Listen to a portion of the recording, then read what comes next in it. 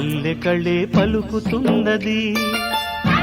ఆ జానపదం జల్లుమన్నది ఆ జానజతై అల్లుకున్నది మొగలి పువ్వు మహారాజుకి మొదటి కానుక ఎదను పరిచి వేసేయన ప్రణయ వేదిక మల్లె నవ్వు మారాణి ఈ గొల్ల గోపిక